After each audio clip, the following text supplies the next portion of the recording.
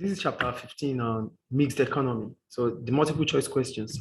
The first question says, the production of which type of goods given below has to be financed by the government. When we talk about government, we're talking about basically public goods.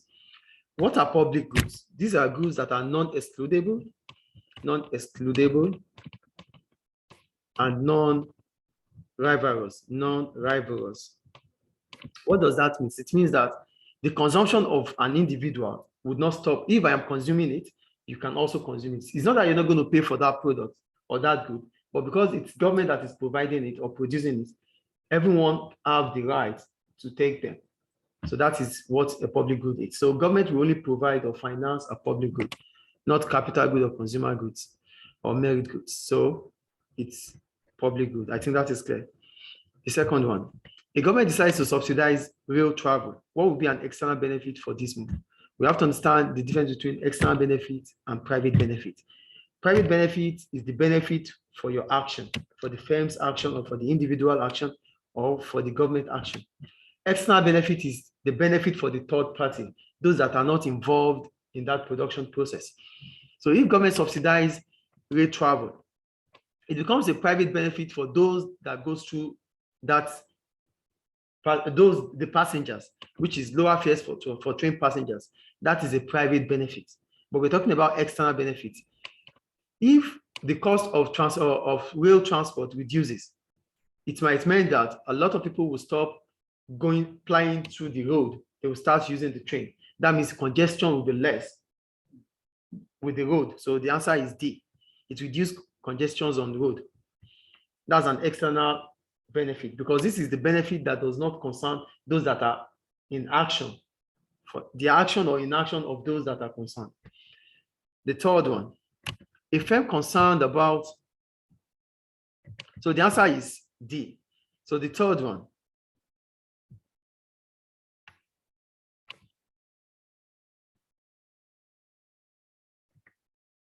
a government decide, okay, the third one, a firm concerned about its reputation decide to install new equipment in order to reduce the pollution created by it. What impact will this have on private and external costs? The firm buying new equipment will increase its cost. That means the private cost will rise. And at the same time, pollution is an external cost. As a result of this action by this firm, pollution will reduce, which means external costs will fall. So the answer is C. The private cost for the firm will increase. The external cost for third person will fall. I think it's clear. All right. Question 4. What is an argument for state intervention in an economy? When you talk about state intervention, we're talking about government intervention. So if government intervenes, what does it imply? It means that to encourage the consumption of harmful products, no. To increase the role of price mechanism, allocating resources, no. Price mechanism is for the market system. To make the distribution of income more uneven. No, if government is intervening in an economy, it means that income distribution will become balanced.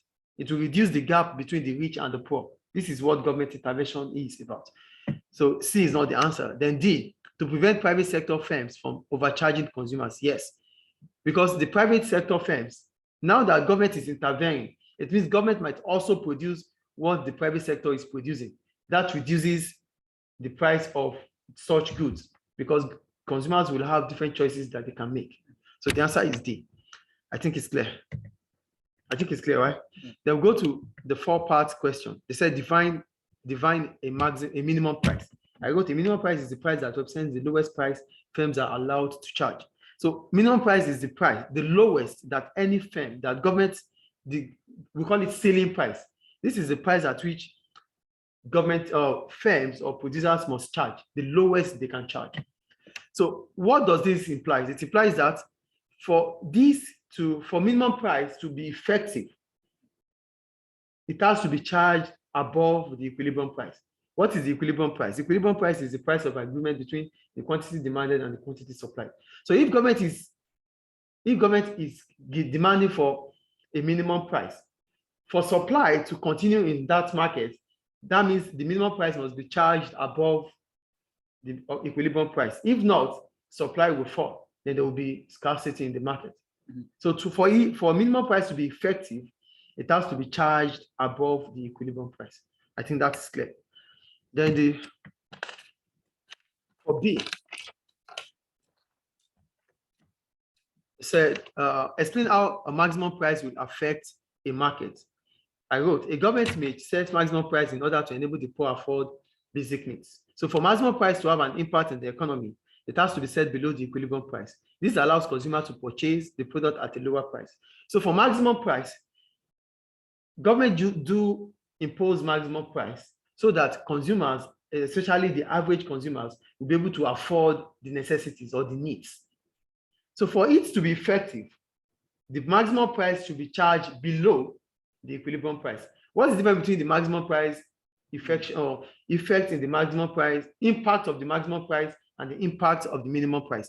The impact is this: for minimum price to be impactful, to be effective, it has to be charged above the equilibrium price. For maximum price, it has to be charged below the equilibrium price, because there's equilibrium price, which is the price of agreement between the quantity demanded and the quantity supplied. That is the graph here. That's the graph here. The equilibrium price is the graph here. The price below, this is the equilibrium price. So for this is the maximum price. It is below equilibrium price. So if to make the market effective, the price has to be charged below equilibrium price. It has to be charged below equilibrium price. Below equilibrium price. So that's about this. So this is the maximum price, PX. Equilibrium price is above it.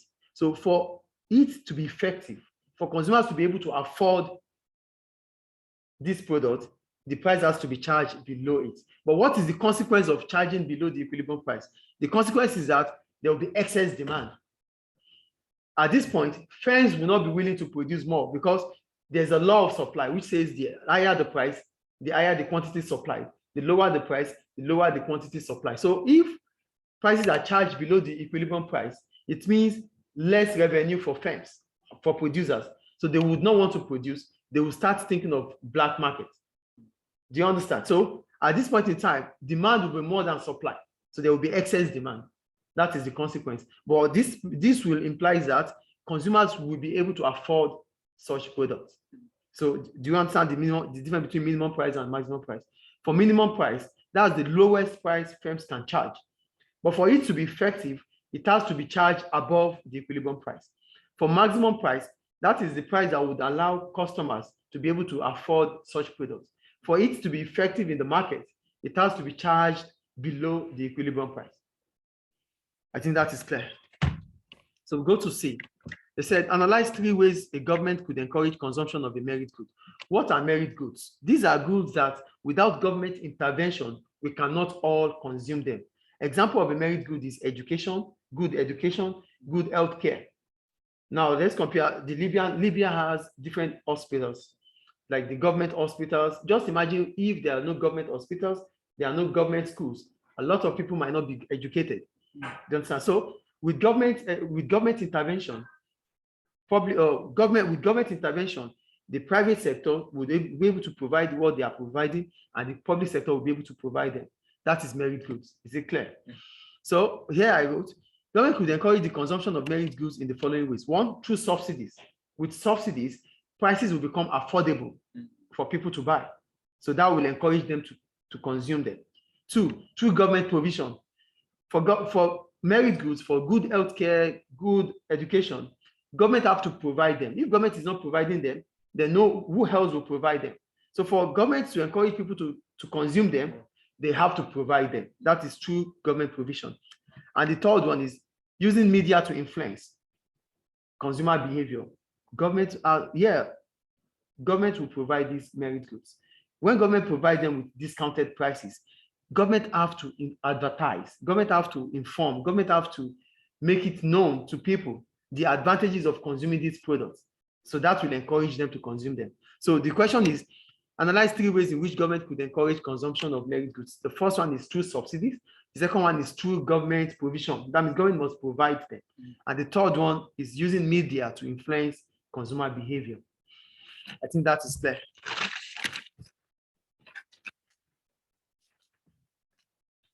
Now, the fourth one, they said, discuss whether or not consumer benefits more from a market economic system or a mixed economic system.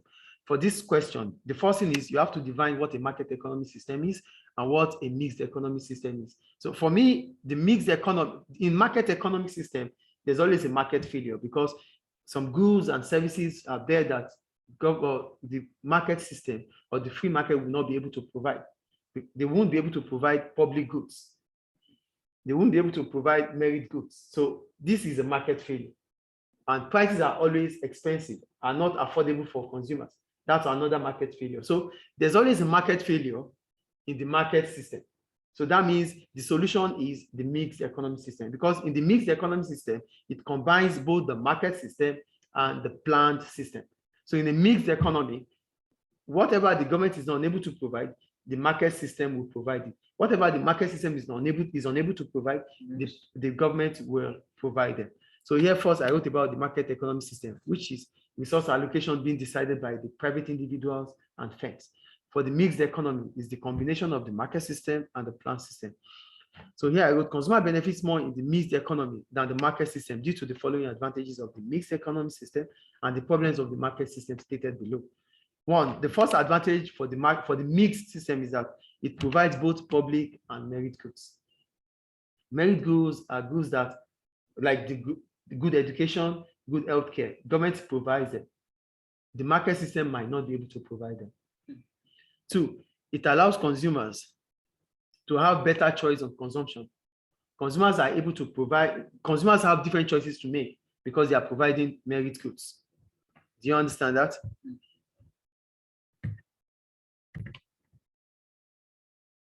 For the mixed economy, so the third one, a mixed economy minimizes the disadvantage of a market system.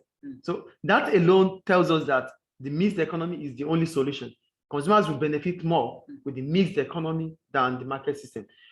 One, in the market system, they fail to provide public goods, which is important.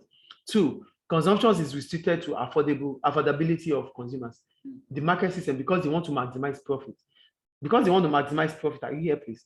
Because they want to maximize profit.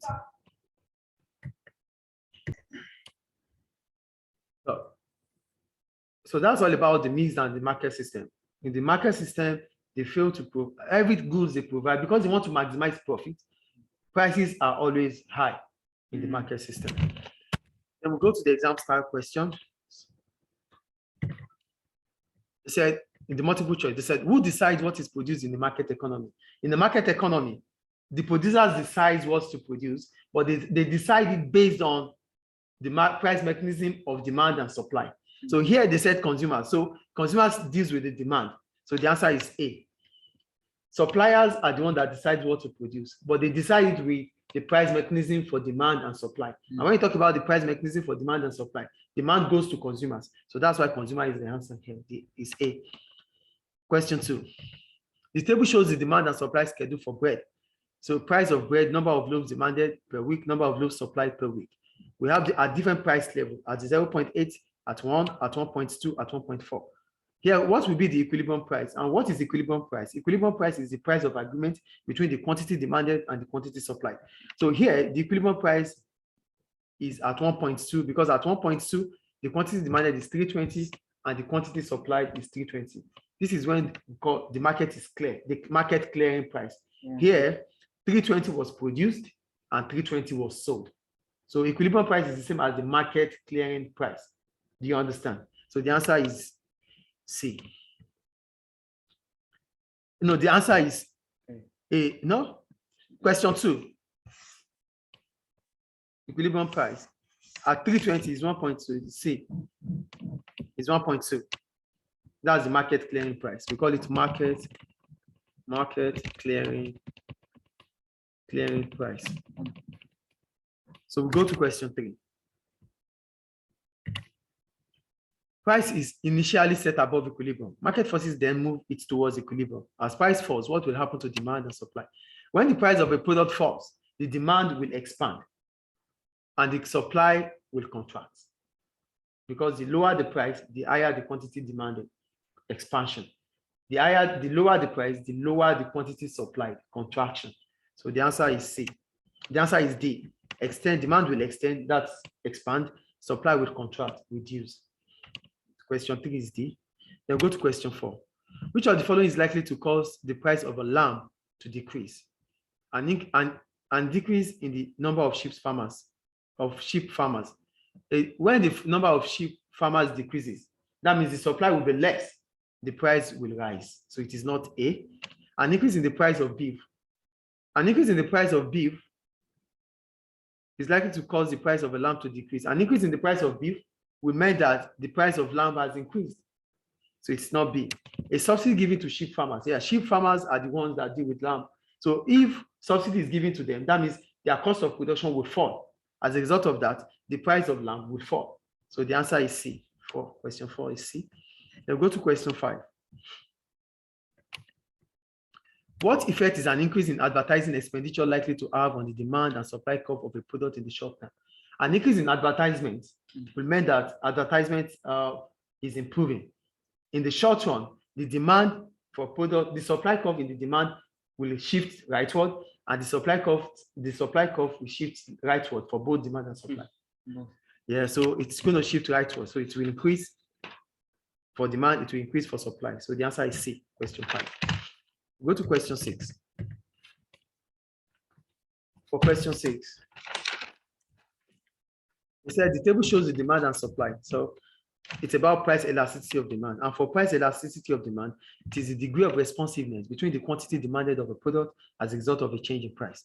So we have a price here. They said, well, when the price rises from 10 to 15, what is the price elasticity of demand? So the formula for price elasticity of demand is percentage change in the quantity demanded over percentage change in price. So here we have the first price. The original price is $10. The change in price is $15. The original quantity is 2,000. The change in quantity is 3,000. So we say PED equals to Q2. This is the derivative for the formula. Q2 minus Q1 over Q1 divided by P2 minus P1 over P1. Q2, P1 is 10, Q1 is 5,000, P2 is 15,000, and Q2 is 10 and 15, right? Yeah, because we are talking about percentage, we are talking about quantity demanded. P1 is 10, Q2 is 5,000, P2 is 15, Q2 is 4,000. So we have 4,000 minus 5,000 divided by 5,000, that is minus 1,000 over 5,000 divided by 15 minus 10 over 10. 15 minus 10 is 5 over 10. So here we reciprocal. So minus 1,000 over 5,000 times 10 over 5. So minus 1,000 over 5,000 gives you minus 1 over 5 times 10 over 5. That will give us minus 10 over 25. So minus 10 divided by 25 is minus 2.5. So the answer is D. Is it clear? So we go to question 7. What could make demand for a product become more elastic? The demand for a product will be more elastic if there's an increase in the number of close substitutes. Because if there are increase in the number of close substitutes, if firm A increases the price, customers might buy from firm B or firm C or firm D. So that means in such market, the demand for products in such market will be price elastic. But if there are no substitutes, customers don't have choices to make. So the demand for products in such a market will be price inelastic. It is price inelastic if the quantity demanded does not change as a result of a change in price. And this will only happen if there are no substitutes for consumers. Is it clear? Question 8. What is meant by inelastic supply? Inelastic supply occurs when a rise in price causes no change in supply, which is D. Are you with me? Then question 9. Which profit-making enterprise will not harm the environment? It is B, because recycling, intensive farming using chemical fertilizers. Chemical fertilizers will cause it's pollution. It causes pollution. Steel manufacturing, which generates the emission of carbon dioxide. Emission of carbon dioxide is a pollution. That is also harm to the environment. Deforestation in tropical reforest to obtain timber for furniture production. That will also cause harm to the environment. Recycling waste paper into newspaper. That means recycling. That will reduce pollution. That will reduce emission. So that is B. So 9 is B. Then question 10. Which government measure is designed to increase external benefits? For external benefits to occur, subsidy given to boss. Look, they said a decision to reduce spending on education. If spending on education reduces, that means education becomes expensive. That is not external benefits. Reduction in the tax on alcohol. Alcohol is considered as a demerit good. It causes harm to the health. So it is not good. It is not an external benefit. The removal of fines on companies that pollute. If government remove fines for companies that pollute the air, then they will continue to pollute. Pollution will increase. That is not an external benefit. It's an external cost. So the answer is B, a subsidy given to both companies. The question, the data response question. We have the data, but we're not going to go through it. But just answer question 1. They said, referring to the source material in your response, complete all parts of question 1. Identify one example of a capital good. A capital good are goods that are used to produce other goods. Example is a motor vehicle. So new motor vehicle is a capital good. Then the second question says, explain one external cost. External cost is pollution. So it is pollution. Is it clear? So that's all about the exam style question. Thank you.